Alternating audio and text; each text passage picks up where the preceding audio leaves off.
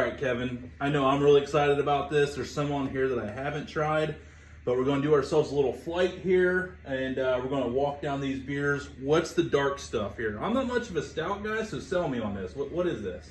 Yeah, and so this is one of right now we usually have about a dozen different beers on tap. So we're doing a flight of 5, and this one here is the Maple Baltic Porter, which is it's what's fun about a Baltic Porter is a traditional lager, kind of from the Baltic region, sort of range in kind of from Poland, northern Germany up through Poland and the Latvia, Estonia, Lithuania region, and so it's a common beer style in there. It's a little bit stronger. It's usually this one's about almost 8.5% alcohol, and we actually brew it with some maple syrup from a local farmer here in Fresno, and it's really nice. We get a really good deal on it, and they make some great local Ohio syrup. How many kegs you got to transfer up for the syrup?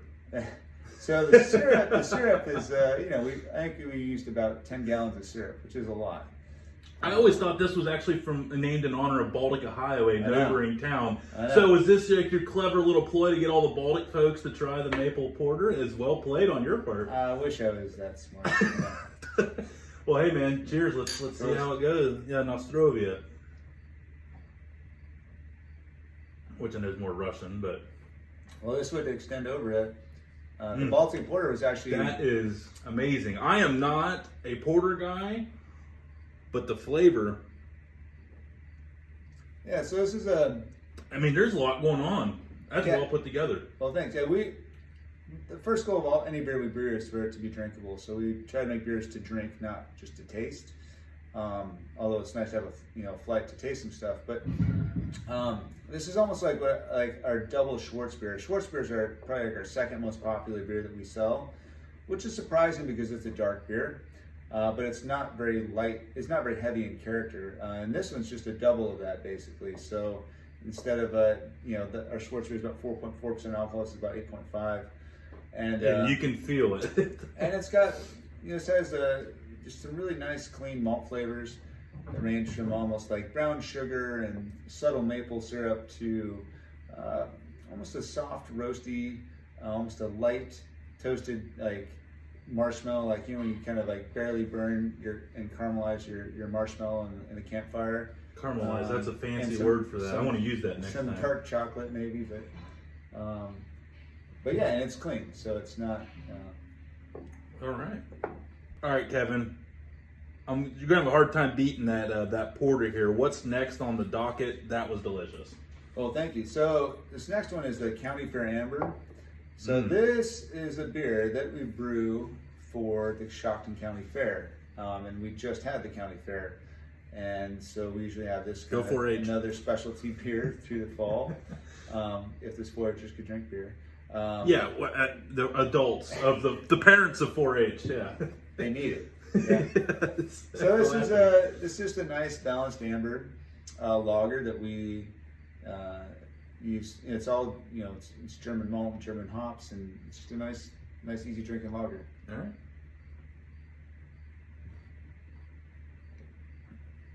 Oh, that definitely is an amber beer. It's not heavy. Some people would probably look at that and think that's really thick.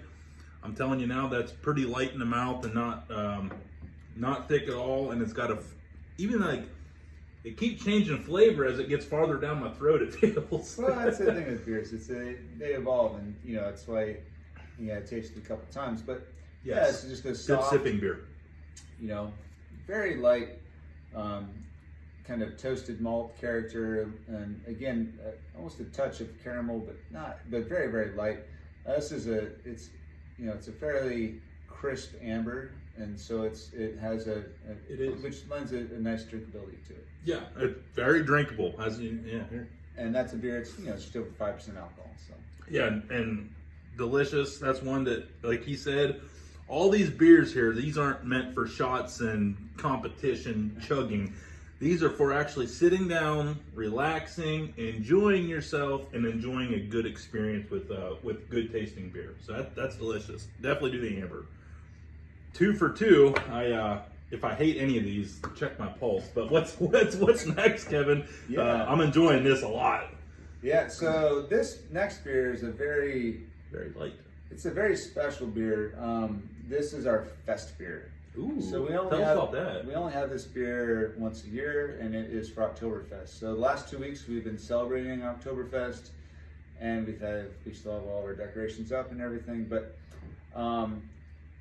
this beer is especially unique and special this year because it's brewed with a very special barley that was malted by a special person as well. So I'll tell you the whole lowdown on it. So this is in Germany.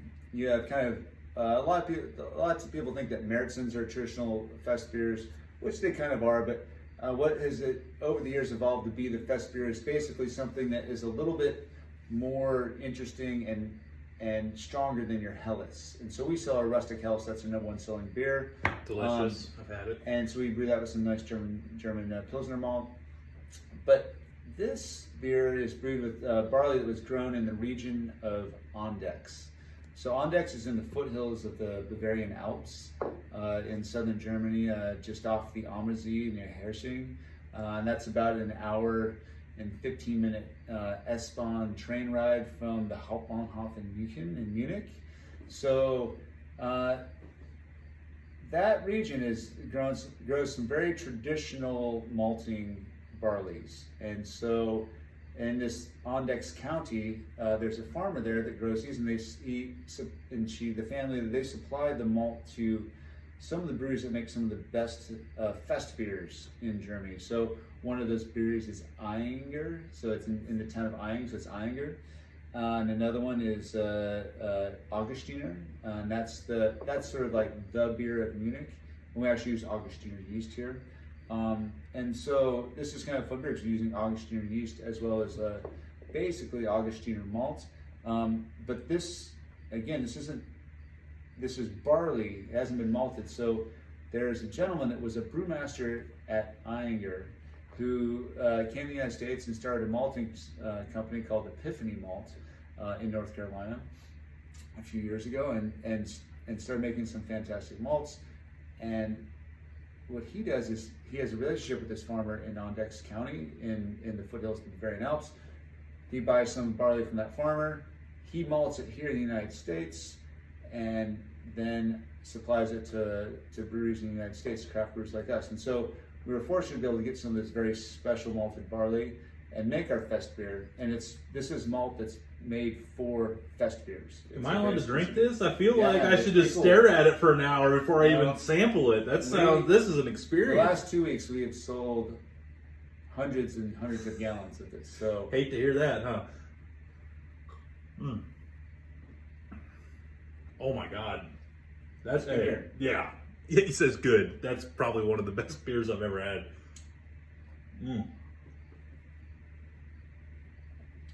It's a shame that this is a limited run. If there's any left when people see this, call in advance and pay forward. Just come down and pick it up later. I promise you. That is. So I feel like I should have some like beer cheese soup with this, or like a big fat pretzel. Yeah, you got whatever you want. Smothered in good German mustard. Yeah, the good stuff. None of that Americanized stuff. So yeah, so that's been a special beer for us, and we still have. We'll probably have it for a few more weeks. I gotta get more. That's good. It's one of our favorites. Absolutely. I hope we didn't hit the climax with the fest beer there, because that was amazing. So how do we follow that up? What do we got next? Well, let me see. What did I pour over here? I've got... mystery beer. My favorite game. It's like I'm back in college. It's going down. This is the Helles. Oh, the Helles. Oh, one of my favorites. Very good. Yeah, I wanted to just get it, up close next to the fest beer. And Helles means light in German. So this is if you were in Bavaria and throughout a lot of central Germany, this would be the beer style that you would see. This is beer. This is what everyone drinks. It's beer. This is beer flavored beer. And so this beer is about 5% alcohol. I think ours is 4.9. That fest beer we just had was about 5.5%. But this is our #1 selling beer. We sell about twice as much fest beer as any other beer that we sell here, and it's beer for drinking.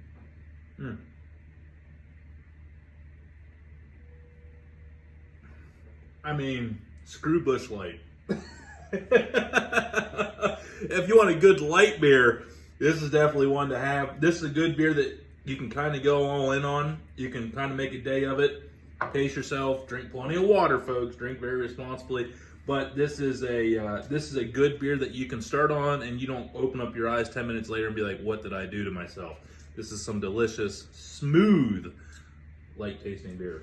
Oh, thanks. We just got done having a little chat here between this one about Hefeweizens. It's a big thing in October, especially in the German culture. What's this one here? You said it's pretty close, and let's talk about this one. Well, and this is a beer you would not commonly find in Germany or Bavaria. Throughout southern Germany, you'll find Hefeweizens all over the place. And Hefe means yeast, and Weizen means wheat. So these are wheat beers that are left unfiltered, so a little bit cloudy because they still have yeast in them. But this actually is the Roggan, and Roggan means rye. So Weizen, so basically it's almost like a Hefe Roggan. So Hefeweizen is like a yeasty wheat beer, and this is a yeasty rye beer. And so instead of using wheat, we use rye. And the Hefeweizen, the yeast that's used for Hefeweizen, creates a very unique flavor profile. So this is actually a German ale. And it's a little bit banana-like, and a touch of what we call clove or kind of baking spices, sort of. All right, let's give it a try. I've said I'm not a big fan of the banana profile, but let's see.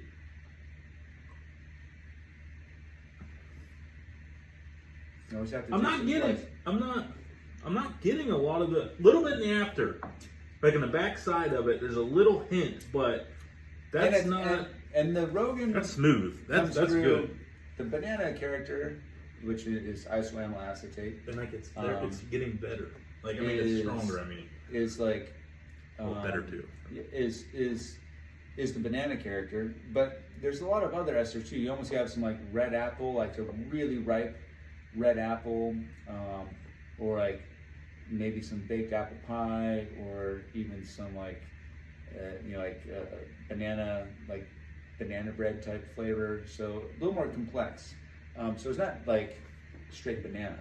No, definitely not. It's more on the back end of it, like the more of like the residue kind of like the yeast, like kind of sticks to your tongue, and the rest of it leaves. You can really start to pick up those banana-like nodes more. Yeah, and it's almost like a banana bread or something. Like it's. I don't know. I've never had banana bread that delicious. Hey, thanks, Kevin. Yeah. Appreciate the samples here, man. These yeah. have been amazing. Thank you so much. And I want to say thank you for hosting us here on Dude Destinations to let us talk about the Woolly Pig Farm Brewery here in Fresno, Ohio. Open every day of the week except for Monday and Tuesday. He's like cringing, like, no, not every day. Monday and Tuesday, that is his recoup days to recover from the madness that is here on the weekends.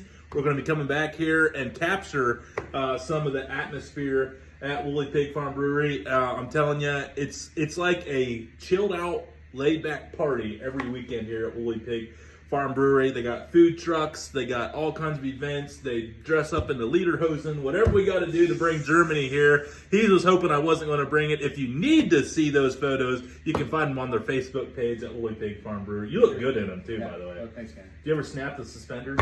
Do you ever walk around? I actually just wear the sweatpant version because then I'm like loose and nimble. Yeah. I thought this was authentic. These are like German-made like sweatpant lederhosen. I mean, it's like okay, you're off the hook. I still think you should rock the suspenders. In the future. In the future. We got it here first. So thank you again, Kevin. It's been an absolute pleasure. And we'll bring you more Dude Destinations here on the Dude Network with Tony Lane. Thank you so much, everybody.